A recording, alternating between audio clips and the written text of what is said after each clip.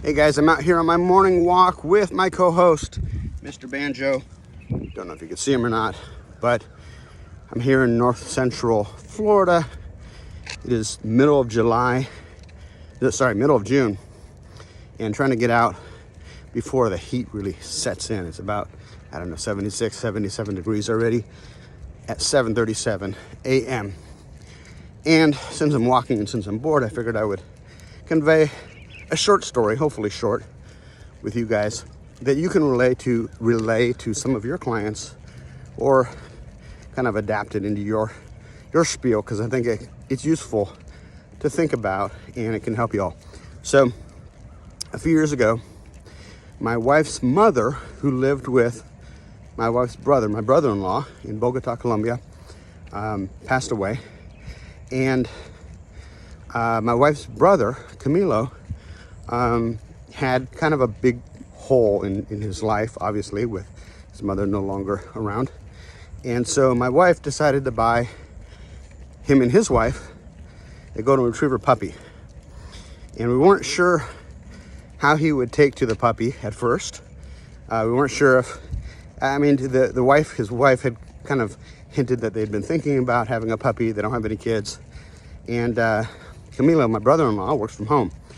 So my wife thought, I'm going to buy him this puppy. He's got this kind of this opening or space in his life right now. He needs this. Oh, I was a little bit skeptical about giving puppies as gifts, but since she ran it by his wife, everything was cool. And so she worked with her sister in Bogota to find him a good golden retriever puppy. Gave him the puppy. And what's interesting is because Camilo works from home and his wife has a corporate job outside of the home. In Bogota, they only have one car. They only need one car because there's a lot of public transport. There's Ubers, there's taxis. But if she needs to go somewhere where it would be inconvenient to take a taxi or an Uber, his wife has him bring the car and drive her around. So anyways, he's got this new puppy, and he's with the new puppy pretty much all the time. And what's neat about Bogota, Colombia, if you've never been to Bogota, Colombia, it's a very, very dog-friendly city. I mean, people really, really put a lot into their dogs. They buy a lot of purebred dogs, surprisingly. And Saturday nights at the local mall, it can almost be like a dog show. I mean, really, there's so many people who bring their dogs to the mall. And by and large, most of the dogs just get along. Now, they don't allow dangerous dog breeds. So that may be an issue. It also may be an issue that, on a positive note, many families live together in condos. And so it's not like in the United States where husband and wife go off to work in the morning and the dog spends most of his day, every single day, in the backyard. Somebody's typically with the dog in most cases, most of the time, an aunt or an uncle or a housekeeper, whatever it may be.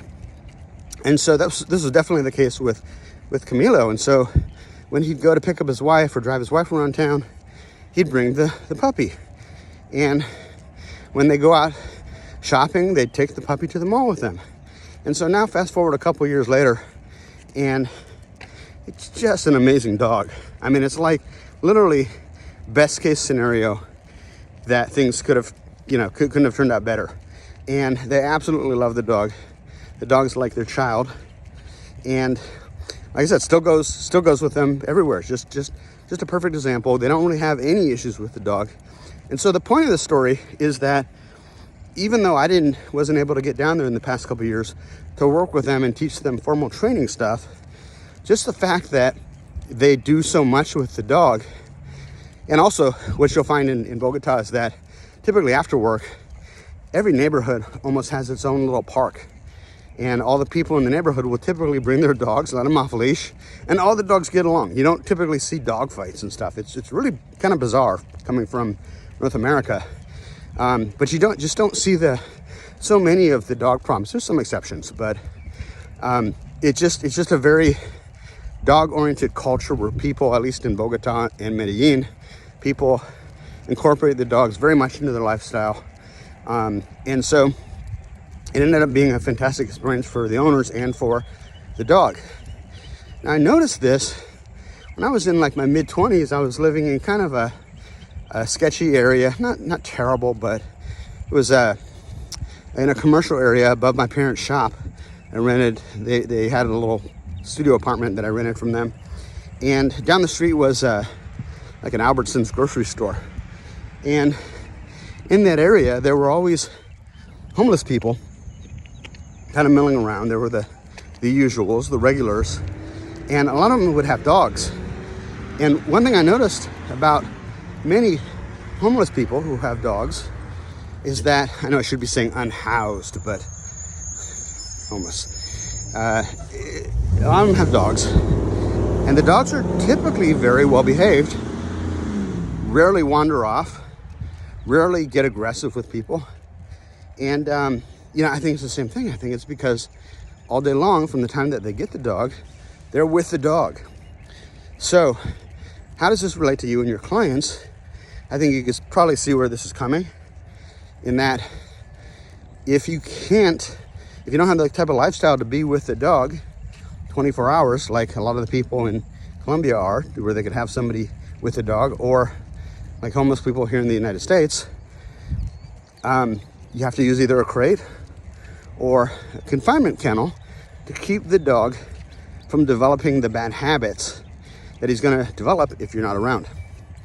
So the big thing about, let's take the people in Bogota, for example, is that the dogs are rarely left alone. So they're rarely allowed in the first 18 months to make those puppy mistakes without being caught and corrected for it.